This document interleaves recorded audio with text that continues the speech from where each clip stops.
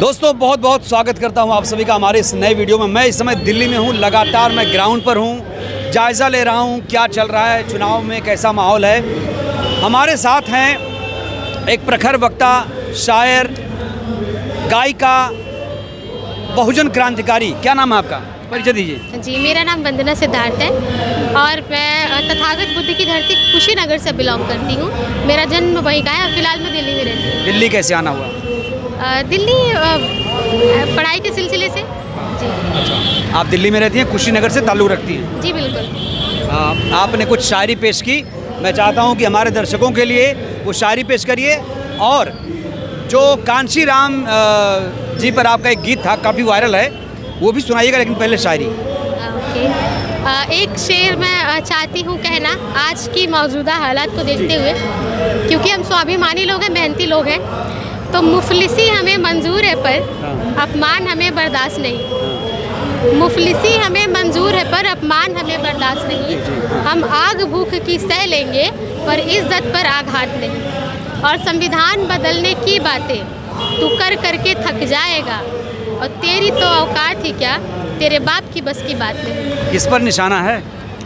संविधान विरोधियों पर, जो संविधान को बदलने की बात करते हैं। जो लोग संविधान विरोधी बातें करते हैं या संविधान बदलने की बात करते हैं, हमने सुना कि महाकुंभ में एक हिंदू राष्ट्र का संविधान भी तैयार हो गया, तो ये सब जब सुनती हैं तो कैसा लगता है आपको? आप ये यूँ कहें तो मुझे उन लोगों पे बहुत तरस आता है। अच्छा। मुझे ऐसा लगता है कि क्या है, मतलब ज़माना कहाँ से कहाँ चला गया, कितनी तरक्की हो रही है, और ये आज लोग घिसे पिटे सोच के साथ हैं। आज भी इनकी मानसिकता वही है। अच्छा, आप एक बात बताओ, आप संविधान बनाओगे अगर दूसरा, उसमें आप क्या लिखोगे?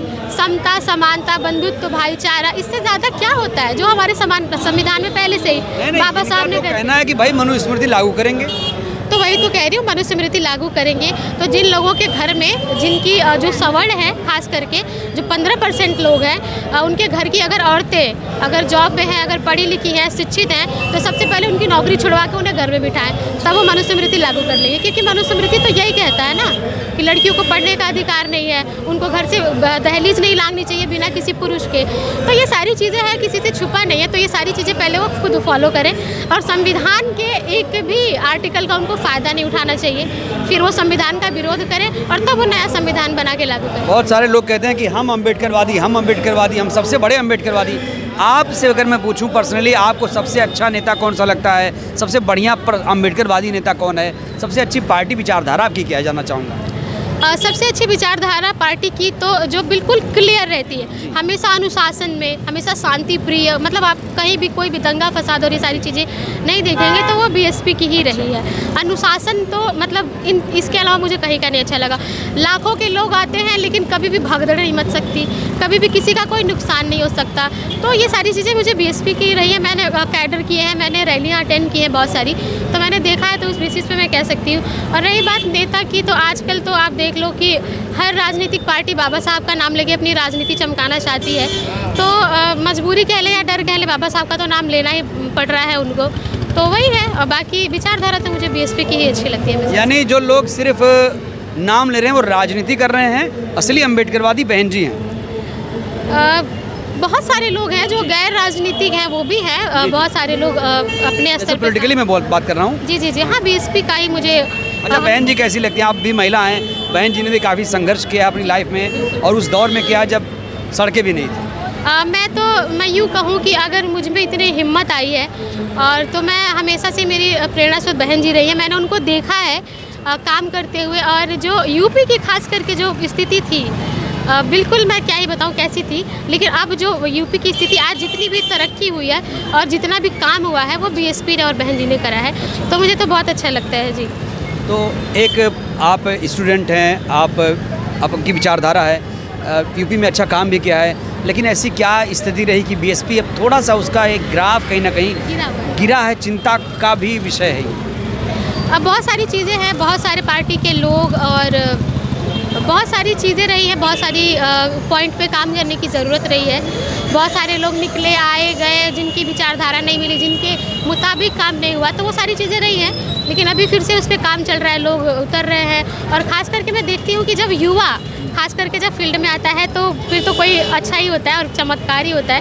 अच्छा। तो मैं तो युवाओं से खास कर कहना चाहूँगी कि उनको अपने ऊपर जिम्मेदारी ज़्यादा लेनी चाहिए। अच्छा, आकाश जी आए, क्या युवा जुड़ रहा है उससे? हेलो दीदी, हाय। अब अच्छे लगते हैं। हालांकि मैंने अभी पर्सनली मैं उनसे कभी मिली नहीं। अच्छा। और ना ही मैंने कभी उनका कोई प्रोग्राम अटेंड किया। अच्छा। आज तो आप आई हैं ना गोकुल? मैं यहाँ पे आई हूँ, आज मैं देखती हूँ, इसके बाद में बताऊँगी आपको। अच्छा। एक और शेर, उसके बाद कांशीराम जी का वो गीत सुनेंगे। एक और शेर जो आपका अभी लेटेस्ट आया है। एक शेर है, वैसे तो बहुत सारे हैं, मैं खुद भी बहुत बार भूल जाती हूँ। तो आपका पसंदीदा है? मेरा पसंदीदा शेर एक और है कि नफरत के हर दीवार को तोड़ेगा भीमवार, और इंसान को इंसान से जोड़ेगा भीमवार। लेकिन और सितमगरी गर ना रुकी तो कोरेगा सा, किसी भी पेशवा को ना छोड़ेगा भीमवार। तो ये शेर मेरा बहुत पसंदीदा है, क्योंकि हम इंसान को इंसान से जोड़ने की भी ताकत रखते हैं, और हम कोरेगांव की भी निशानी है। अगर ज़्यादा नफरत और ज़्यादा सहन से बाहर की चीज़ें होती हैं तो हम अशोका के भी वंशज हैं और कोरेगांव की भी निशानी है। जी बिल्कुल। और जो आपने एक गीत कहा मानव कांशीराम साहब के लिए, मैं वो सुना देती हूँ। जब मैंने बैक स्टेज पे सुनाया। मेरी बेटा कहाँ से आई थी? Thank you. हाँ, तुम तो यहीं से हो? हाँ, मैं वो सुना देती हूँ कि भूल नहीं पाएगी दुनिया। मैंने अभी लगातार सफ़र किया तो जी बिल्कुल। भूल नहीं पाएगी दुनिया, कर गए जग में ऐसे काम, वो तो मेरे साहब जी थे, नाम है जिनका कांशीराम, भूल नहीं पाएगी दुनिया। बहुत धन्यवाद आपका मुझसे जुड़ने के लिए। इसका और कोई अंतरा है कुछ और स्टैंजा? हाँ, इसका अंतरा है। वो कुछ ऐसा है, नींद नहीं आँखों में उनके, कल का था ऐसा सपना, एक दिन बहुजन का भी होगा, भारत में शासन अपना, लाल किले पर नीला झंडा, करेगा एक दिन तुम्हें सलाम, वो तो मेरे साहब जी थे, नाम है जिनका कांशीराम। अभी बहन जी से मुलाकात हुई? अभी नहीं।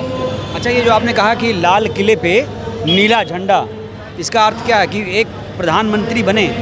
बिल्कुल, समाज से मानव साहब का सपना था और ज़रूर एक दिन वो पूरा होगा, और लाल किले पे नीला झंडा फहरेगा, तो इसका मतलब यही था। आज तक दलित समाज से कोई भी पीएम नहीं बन पाया, इसका मतलब है?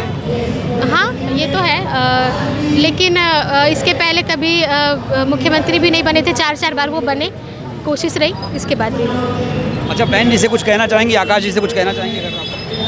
बहन जी से मैं यही कहना चाहूँगी कि जितने कार्यकर्ता हैं और जितने लोग ज़मीनी स्तर पे काम कर रहे हैं और जितने लोग करने के लायक हैं, उनको उस तरीके का काम सौंपा जाए और ज़मीनी स्तर से काम हो। गांव-गांव में ज़्यादातर ज़रूरत गांव में है ना, जो लोग जागरूक है वो है, लेकिन ज़्यादातर गांव में ज़रूरत है। तो गांव में कैडर हो, जैसे कांशीराम साहब के टाइम पे होता था वैसे, और जो युवा करने लायक है, जो महिलाएं करने लायक हैं, उनके कंधों पे जिम्मेदारी सौंपे और वो गांव-गांव में काम करें। आकाश जी से कुछ कहेंगी?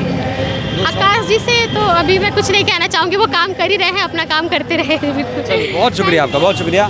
तो आपने सुना, विचारधारा की बात है, और आपने गीत भी सुना, शेर व शायरी भी सुनी, और एक जो कहीं ना कहीं सोच होती है, एक झलकती है। जब इंसान बात करता है तो उसकी सोच भी समझ में आती है कि वो क्या चाहता है। ये बातचीत कैसी लगी, प्रतिक्रिया दीजिएगा।